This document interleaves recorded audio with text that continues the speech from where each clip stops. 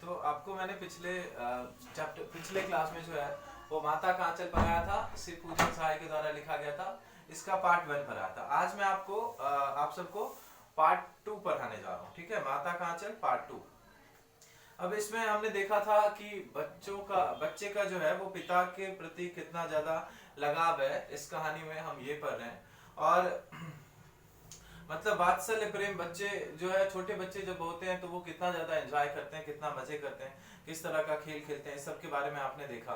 अब इसमें लेखक कहते हैं कि अब जब बच्चों की मंडली जो है वो दोबारा जुटती है तो फिर सब वो खेती करने का प्लान बनाते हैं। ठीक है, छोटे बच्चे जो है वो अपने आप में ही खेती करने का प्लान बनाते हैं। अब वो क्या करते हैं, एक जगह पे जो है वो जमीन की खुदाई कर देते हैं। ठीक है, और मतलब थोड़ा थोड़ा जैसे कि बच्चे कर सकते हैं, जितना कि छोटे बच्चे, और उसी में जो है वो तरह तरह का जो है वो एक को बैल बना देते हैं और फिर उसको घुमाते हैं, जिस तरीके से कि वो किया जाता है और वो करते हैं बच्चे। और फिर वहां पे एक लाइन बोलते हैं, ऊंच नीच में भई कियारी, जो उपजे सो भई हमारी।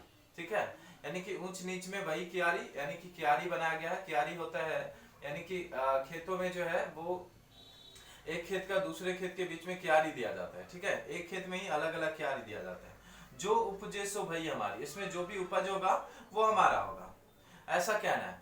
ठीक है, अब कह रहे फसल की एक जगह रखकर उसे पैरों से रौंद डालते थे। जिस तरीके से फसल आता है और फिर उसे पैरों से रौंदा जाता है, उसी तरीके से करते थे कि बच्चे भी आपस में फसल ला रहे हैं, मतलब काल्पनिक फसल, और फिर उसे वो पैरों से रौंद रहे हैं।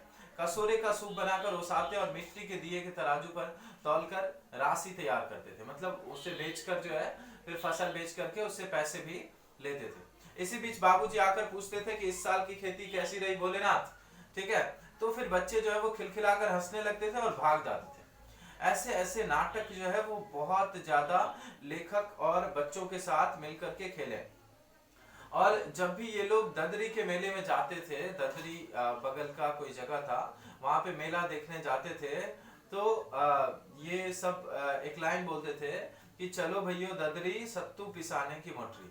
ठीक है, और अगर किसी दूल्हे की गाड़ी जो है इन लोगों के आसपास से गुजरती थी, अब दूल्हे जिसमें कि ओहारदार पालकी लगा रहता था, तो बच्चे खूब जोर से चिल्लाने लगते थे कि रहरी पे रहरी पुरान रहरी और डोला के कन्या हमार मेहरी। यानी कि इस डोली में जो दुल्हन है वो मेरी बीबी है, ऐसा उनका कहना था कि डोला की कन्या हमार मेहरी। मेहरी मतलब होता है पत्नी।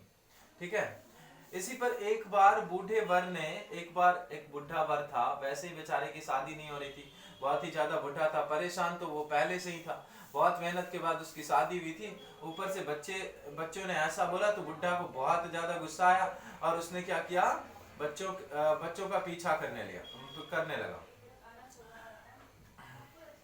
मतलब ऐसा था दुल्हा कि मतलब दुल्हा और दुल्हन के बीच में मतलब कह सकते हो कि 30-40 साल का डिफरेंस था, इतना ज्यादा था।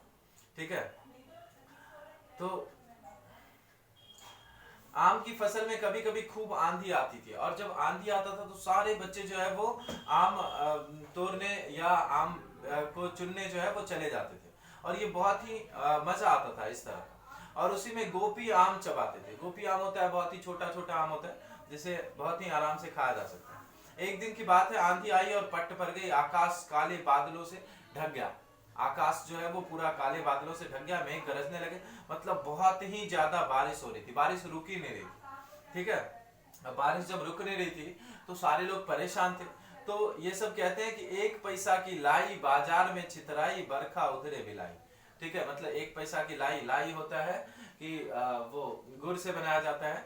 ठीक है, और चावल को वो करके जो रोस्टेड राइस होते हैं उनको गुड़ के साथ मिला करके जो है वो लाई बनाया जाता है।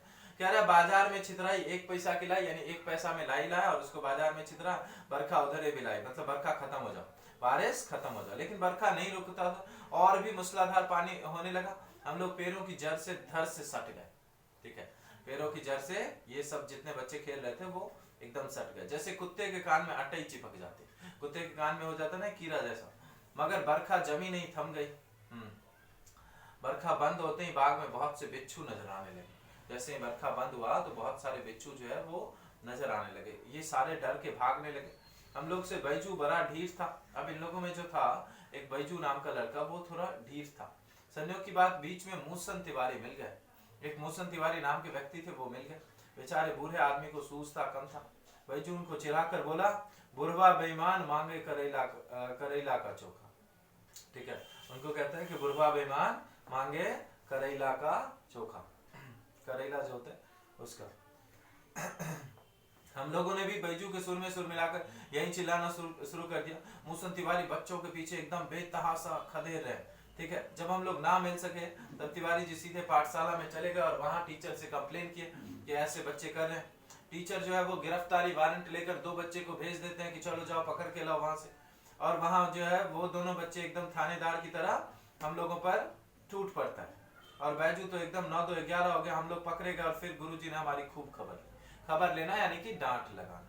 बाबूजी ने यही हाल सुना और वो दौड़ते हुए पाठशाला में आए, गोद में उठाकर इन्हें पुचकारने, लेखक को पुचकारने और फुसलाने लगे और फिर टीचर को 2-4 बार सुनाए। अब फिर जो है सारे बच्चे जोर जोर से नाचने और गाने लगते हैं। माई पकाई गरल गरल पुआ, हम खाए पुआ न खेलब जुआ। ठीक है, मतलब जब जो है बच्चे सब कहने लगते हैं कि माई पकाई गरल गरल पुआ, पुआ जो है वो बनाते हैं, खाने वाला होता है। हम खाए पुआ ना खेलब जुआ, यानी जुआ नहीं खेलेंगे और पुआ खाएंगे। फिर क्या था, हमारा रोना धोना भूल गया। हम हट करके बाबूजी के गोद से उतर पड़े। मतलब बच्चे जो है वो रोना धोना भूल के और फिर खेलने के लिए चले गए। तब तक सब लड़के सामने वाले मकई के खेती में दौड़ पड़े। उसमें चिड़ियों का एक झुंड चल रहा था। मकई के खेत में गए, वहां चिड़ियों का झुंड जो है वो चल रहा था मकई। वे दौड़ दौड़ कर उन्हें पकड़ने लगे, पर एक भी चिड़िया हाथ ना आई। खेत से अलग ही खड़े होकर गा रहे थे, राम जी की चिड़ई राम जी का खेत, यानी राम जी का चिड़िया और राम जी का खेत, खा लो चिड़ई भर भर पेट। मतलब चिड़िया भर भर पेट खा लो, पूरे पेट भर के। हमसे कुछ दूर बाबूजी और हमारे गांव के कई आदमी खड़े होकर तमाशा देख रहे थे और हंसते थे कि चिड़िया के जान जाए और लड़कों का खिलौना। मतलब चिड़िया परेशान और लड़के मजे ले रहे कि खेल रहे। सचमुच लड़के और बंदर पीर पराई नहीं समझते।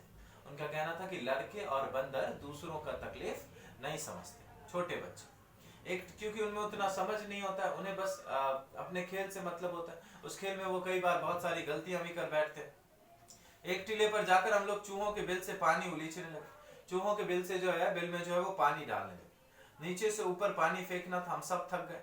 तब तक गणेश जी के चूहे की रक्षा के लिए शिव जी का सांप वहां पे निकल आया। रोते चिल्लाते हम लोग बेतहाशा भाग चले। कोई आंधा गिरा, कोई अंटचिट, किसी का सिर फूटा, किसी के दांत टूटे, सभी गिरते पड़ते भागे। हमारी सारी देह लहलुहान हो गई। पैरों के तलवे जो है वो कांटों से छलनी हो गए भागते भागते। एक सुर में दौड़ते दौड़ते लेखक जो है वो घर भागे और सीधे माँ की गोद में जाके बैठ गए। बाबूजी जो है वो बैठक के उसारे में हुक्का पी रहे थे, लेकिन लेखक जो है वो सीधे माँ के पास गए और माँ के आंचल में, माँ की गोद में जाके बैठ गए और गोद में जाकर के रोने लगे। और इनकी मम्मी जो है वो चावल साफ कर रही थी। इस तरीके से देख करके मम्मी भी रोने लगी। आखिर क्या हुआ? बच्चा जो है वो इस तरीके से कभी नहीं रोता था, इतना ज्यादा वो डर गया था। अधीर होकर हमारे भय का कारण पूछने लगे। कभी इनके गाल को छूती थी, कभी इनको कभी इनके अंग को दबाती थी कि क्या हुआ आखिर, कहीं हर जगह देखने की कोशिश करती थी, लेकिन उन्हें पता नहीं चल पा रहा था। बच्चा जो है वो रोया जा रहा था, लेखक जो है वो रोया जा रहा। झटपट हल्दी पीसकर हमारे घाव पर थोपी गई। घर में कोहराम मच गया पूरा। ठीक है, सा सा कहते हुए मैया के आंचल में जो है वो रोए जा रहे हैं लेखक। सारा शरीर जो है वो ठंड पर गया, थर थर कांप रहे। ठीक है, बस मैया जो है इन्हें बार बार निहारती रहती थी और बड़े लाड से इन्हें कभी गाल पे किस करती थी, कभी जो है वो माथे पे किस करती थी। तभी बाबूजी दौड़ के आए और झट से मैया की गोद में उन्हें ले लिया। लेकिन इन्हें मैया के आंचल में रहना जो है वो बहुत ही अच्छा लग रहा था, सुकून मिल रहा। तो ये है माता का आंचल, शिव पूजन सहाय के द्वारा लिखा गया है। इसमें वात्सल्य प्रेम को दिखाया गया है। बच्चे किस तरीके से जो है वो खेलते हैं, किस तरीके से मनोरंजन करते हैं, उसके बारे में बताया गया। अब इससे रिलेटेड आपको कोई भी डाउट हो तो आप कमेंट सेक्शन में पूछ सकते हैं। ठीक है, आपके सारे डाउट्स क्लियर कीजिए।